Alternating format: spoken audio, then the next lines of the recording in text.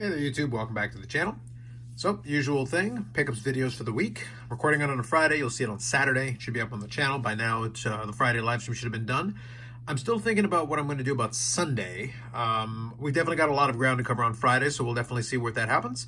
And by the time this video comes out, probably you'll know kind of what my plans are. Anyway, a couple of different things, a couple of different areas, mostly eBay stuff. I do have a ship my card to order that is en route, and that'll probably be next week, so that'll be part of next week's thing with some really cool stuff. But there's definitely some cool stuff in this one as well. So let me start off with some baseball, and then I'll do the Modano cards to finish it off. So first of all, this is a set that I kind of alluded to, the possibility that I was working on, but I'll show it to you now. So this is 1997, Bowman Best Cuts, which is a mouthful, the Atomic Refractor version. So I showed off one of these cards earlier. So this is the Mark McGwire here. And you can see the shine is crazy on these things. And it is also a die cut card, which is a nice little bonus as well. So you can see the die cut there and the die cut there. It's a little more pronounced on the back, a little easier to see. They've definitely got a lot of very interesting players in it. You may see a few more of these when the Ship My Cards comes in. But you can also see it also has etching, which is a really nice bonus. And you can definitely see the shine through if you look where the McGwire and the 25 is. You definitely get a sense of it, so that's pretty sweet. So I'll quickly zip through a couple of these. I'll leave the McGwire up there for now. So in addition to McGwire, Ken Caminiti. Very nice. Just in general, that matrix design is really awesome. Here's a kind of a favorite from the time period, Jose Cruz Jr. Spent some time playing with the Blue Jays as well. But this is when he's still with Seattle. Wilton Guerrero.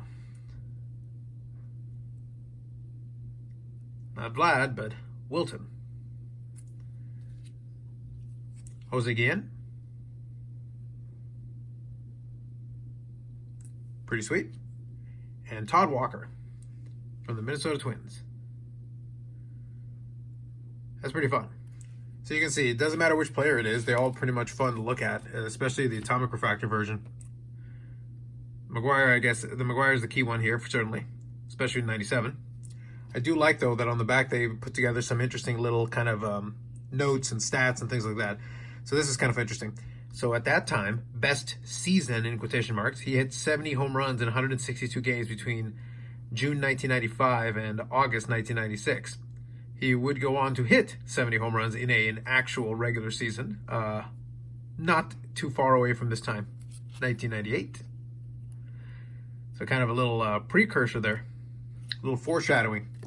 Anyway, so those additions go along with the one that I already had. I already had the Albert Bell.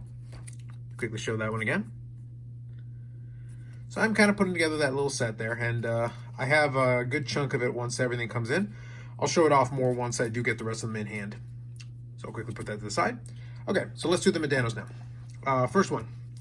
This one is from 1990, I believe 92, 93 score, memory serves me. This is a Team 2001. So just filling in that section of the checklist. A lot of these are very similar to each other, and there was a English and French version of a lot of these. So it's just getting the different variants. Pretty nice looking cards though, nice and crisp, pretty clean. Early 90s insert. You do get the differences as you go through the decade, especially the 90s. So this one here is another one. This is 1995, 96. This is Topps Homegrown. It's a very patriotic. You even got the eagle there in the background as well. So this one is not too bad, but it is a little bit of a tougher one. It is kind of a nice looking card though with the foil as well. So a nice pickup there for the 90s section of the collection. Anytime I can get a 90s card now that I have on the checklist is always a big bonus. So I'm always appreciative of that. So let me grab those two. Moving on here, I'll just put to the side, and we'll do a parallel here. This is 2000-2001 Be a Player memorabilia.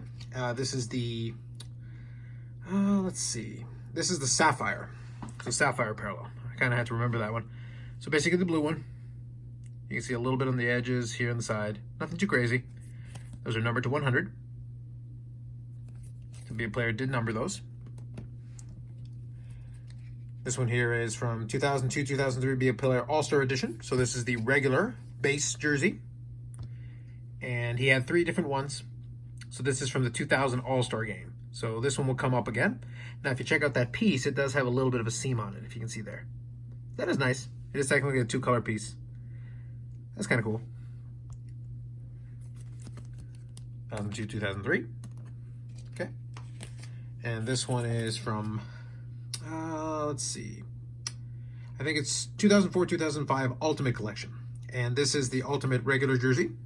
There's this one and there's a gold version as well. So that is number 250 for the regular version. Two color piece as well. No complaints there.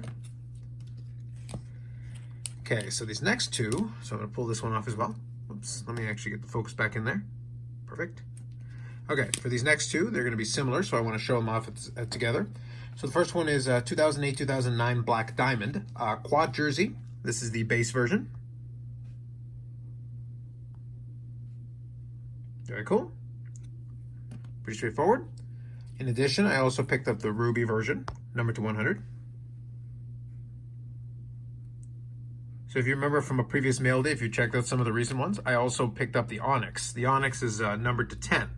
So because of that, now I have 3 out of the 4. I believe there's a green one that's out of 50, I want to say. I'll have to double check that. It's 50 or 25, but I believe it's 50. So almost done there. Little mini rainbow. Okay. So now we're basically at the end of this. And the last two are kind of fun, so I want to show them to you.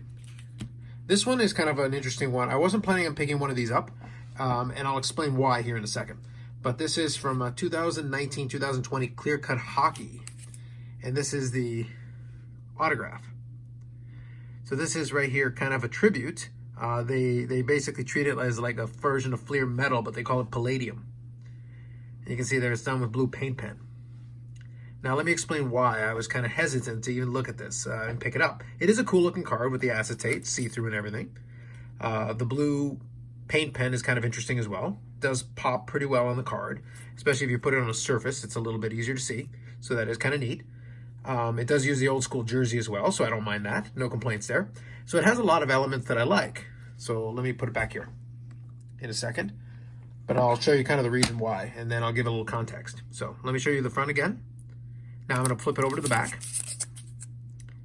So you can see there's those little splotches. Okay, so let me explain here. I'll put the card here, and then I'll kind of explain.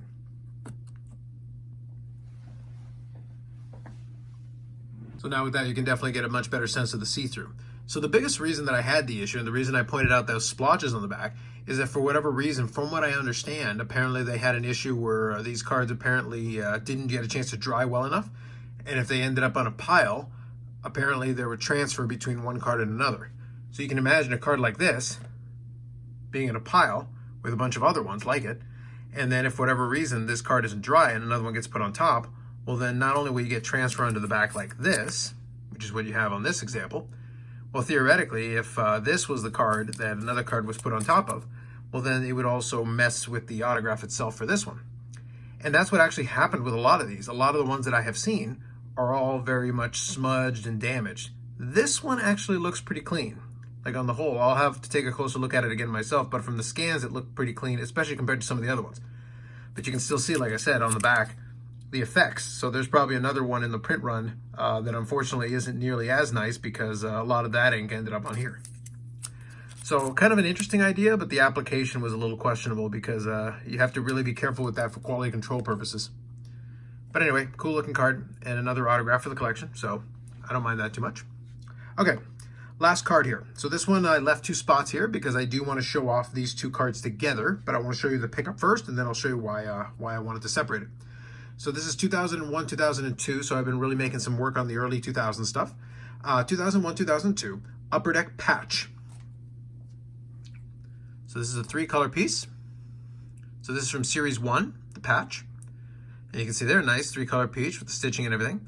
Now, again, you can see it's from the 2000 All-Star Game, so you've got him in the uniform again. And what's cool about this is that, well, number one, the 2000 All-Star Game has a warm spot for me, just because it was the one held in Toronto, and I visited the kind of the Fan Expo card show that went along with it, and I have a replica of this jersey myself in my collection. So there's a lot for me to like personally. As well as the fact is that I love the early 2000 patches and the designs and everything they came up with these. And honestly, I knew that there was another version of this, but I hadn't seen this one myself. And honestly, it's been 20 years and I don't recall seeing another one. I might have, but it's been such a long time since I've seen it that when I saw it, I had to snap it up. I knew it was out there, but it was just a case that I just hadn't seen it. And then tacking the fact that the All-Star they decided to use was 2000, 2000 All-Star Game Toronto. Well, it has the perfect recipe for me to be a piece that I would definitely want to add to the collection. Now, the other reason I wanted to do it is because it kind of fulfilled the combo with this one. This is one from a previous mail day last year. So one of the nice pickups of the year. Again, a 3-color piece. So this is the regular kind of Dallas Stars version of it.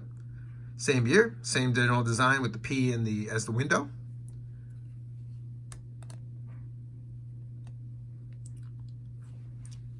Pretty cool looking to have the pair of them. Now, the other thing as well is that these are the two that comprise the 2 patches for Series 1. Modano actually has 2 patches as well in Series 2, which have proven to be very difficult to track down. I've seen them here and there, but it's one of those things where they don't come around all the time. Now, I don't know what the print run is because it's never been stated, but I can tell you that for Series 1, there were 1 in 2,500 packs for the various ones that were in there. So pretty long odds in order to pick up a different one. And like I said, I've seen a couple of these over the years and even one of these recently, but I hadn't seen one of these. So definitely this one I had to snap it up when the opportunity presented itself. And like I said, the one in the back was just kind of an interesting design that I thought was cool. Was kind of shied away from a lot of the smudged autographs that I saw. Drew away my interest, but when I saw one that it looked like the autograph was fairly clean, well, then I was a lot more interested, certainly. And the acetate and everything is kind of cool, so no complaints there. So that's it for that. Let's get the update on the totals, and we'll wrap this one up. Okay, so where that leaves us now at the end of this week is that I'm sitting on 2,054 different Mike Modano cards. So we're over 2050 now, with 179 autographs, including the one that was added this week there in the middle. And then a couple of more memorabilia cards, certainly, with all the different ones I showed you. So I'm up to 415 of those. So we're starting to make our way towards 500 memorabilia cards, chipping away at that over time, and 200 autographs, which are 2 kind of nice little milestones. I already surpassed some of my goals for the year, but it is nice to continue to chip away towards those additional milestones. As far as regular card count, like I said, I'm gonna be taking it easy, although there will still certainly be cards coming in, especially if I can find stuff like this to fill in the 90s and also the early 2000s, like these two. I'd still love to get my hands on the Series 2 ones, their counterparts, to have the set of 4, but that's something I'm working on as we go along. Anyway, so that's it for me this time around. I will update on what happens if there's going to be a video on Sunday, a live stream, I should say. Worst case scenario, if not, I'll probably do another video related to some of PSA's news this week. I did already one on CSG as far as them increasing their prices and some of the fallout from that. And then I'll probably talk a little bit about PSA doing its thing, as well as PWCC creating its own premier auction service, which I do think is relevant. It is another topic worthy of discussion. So anyway, that's it for me. Any comments or questions are welcome as always. Thanks as always for watching, and we'll catch you in the next one.